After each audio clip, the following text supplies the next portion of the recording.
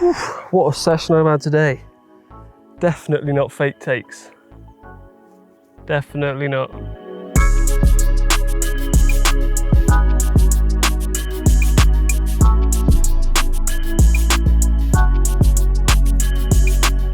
Okay, so today we're looking at a new set of alarms. They weren't real takes, in case you didn't gather from the intro. And today we're going to be taking a look at the Wolf Icon Q alarms. Now Ian has done a full in-depth video on the QI alarms, and there's various other items, including some of the receivers, the hubs and things. Today I'm just going to be focusing on the Q alarms. But before we jump into that, make sure that you subscribe to us and hit the bell icon so you don't miss any future uploads from us. And make sure you follow us on social media platforms as well, where there's regular updates.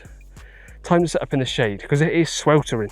The manual and specification that came with these alarms will keep you occupied for quite a long time, but to make things a bit more manageable for us here today, I've whittled it down into 5 key points.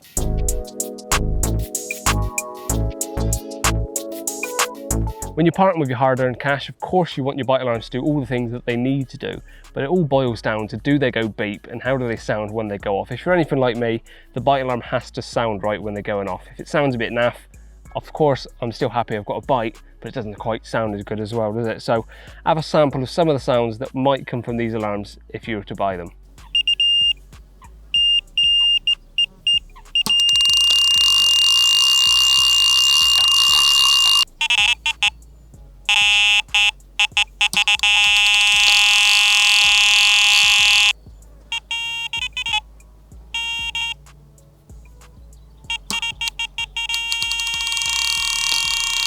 So for those 3 takes, I set the alarm to a different tone level. I had it all the way turned back to a low tone, lower beeps, all the way up to higher pitched tone, which is, if I have a bike alarm, I tend to like a higher pitched one.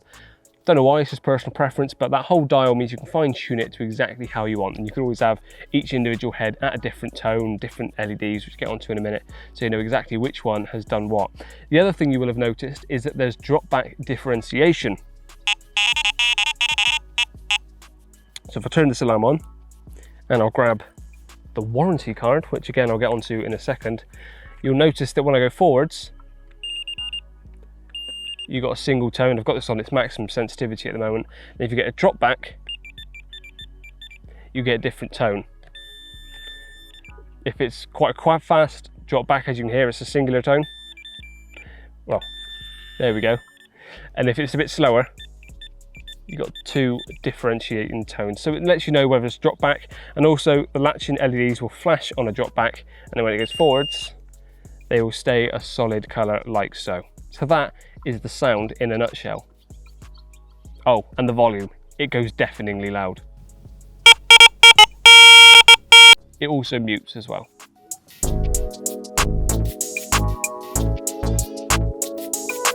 Now the sensitivity on these, on its first setting, is extremely sensitive. So if I turn them back on, this first mode is just 2 millimeters of movement to get any kind of indication in either direction. So very, very sensitive, which is ideal on days like today where it's pretty still, no wind or whatever, and I want as much indication as possible. But the conditions aren't always as ideal as this, and you don't always need that much indication. If you've got wind moving your line, or the tow in the lake, or just lapping waves at your rod tips, you don't need it as sensitive. So that's where you can adjust it 8 different modes on the dial on here. So that goes from 2, 6, 12, 18, 25, 35, 60, and 100 mil, I believe, I think. Don't quote me on that one. I'm pretty sure that's the different increments of movement. So it's on 2 at the moment. If I go all the way around to the last one, which I know is 100 mil, so 10 centimeters of movement, as you can see, a lot more is needed before I get a beep. So this is pretty much just about 10 centimeters, which is pretty good. And same in reverse. There we go. So a bit more than that is how much movement you'll get before you get a beep. Perfect on really rough conditions and anywhere in between. If you link this up to the Icon Hub, you can actually get another 8 settings on that. So rather than just the 8 that you've got on here, you can have 16 different sensitivity settings on there. Whether you'll need that many, I don't know, but maybe there's that one occasion where you need just that little bit of adjustment that you can't quite get with the heads, but you can get through the head. But that is the sensitivity.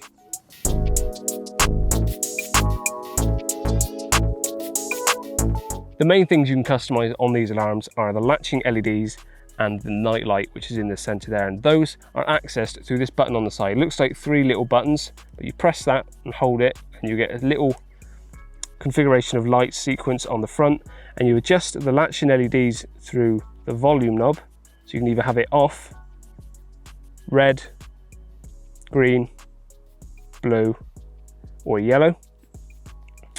Move that back to, we'll have it on red. And then the night light again is adjusted by the tone this time, so go from the top, you can have it off, red, green, blue, and you guessed it, yellow. Press and hold that button again, if I can find it, there it is, and that saves those settings, so it remembers what I had that set as. So that's now back to the red lights on both. You can have red LEDs and a different color night light, is completely up to you. You can also adjust the brightness of those LEDs if you want.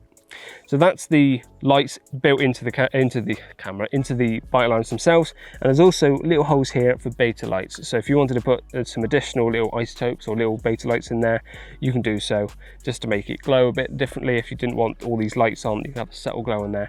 That's pretty much the customizability there. If we go onto the back, you'll see, well, underneath actually, there's 2 different ports. You've got a smart port and an IQ port. So obviously the IQ port will attach to other IQ accessories in the range, and the smart port you can put in illuminated indicators, so whether they are Wolf indicators or third-party ones, they will all fit into that port. So if you've got illuminated hangers or bobbins, it should fit into the bottom of these alarms as well. So that's the customizability.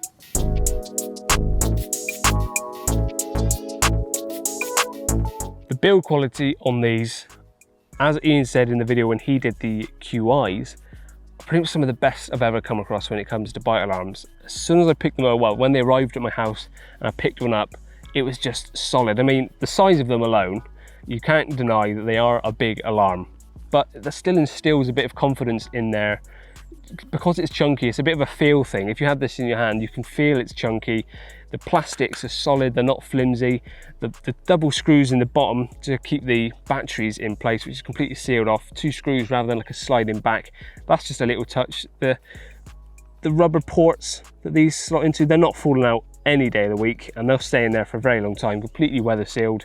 The rubber inlays for the rod are some of the grippiest I've ever come across. I just put my rod on it earlier, and as I was trying to move my rods around to get them set, I was thinking, what's my rod stuck on? And it was just the rubber inlays, and they go all the way around the front as well. So if you have your rods like I did earlier, where the rods are up like that, you've still got some rubber there that it can access. And if you have your rods upright, it's stuck from side to side and forward back movements as well. So really, really sturdy rubbers on there. But yeah, the build quality, I mean, I'm about to be getting an extension done on our house, and if it wasn't for the price of these, which we'll get onto in a second, I would consider these as probably foundations for them. They are absolutely solid, and if you were worried that they would get damaged, I don't see how they could. They do come supplied with really thick hard cases as well, so these aren't flimsy at all, and they just click over the top of the snag ears and click around the base of that. So even in transit, if you're worried that they were gonna get damaged like this, and put these cases on, which are included. But yeah, I think I could run these over with my car. I'm not going to, because I'm going to get onto the price in a second, but I wouldn't bet against them surviving.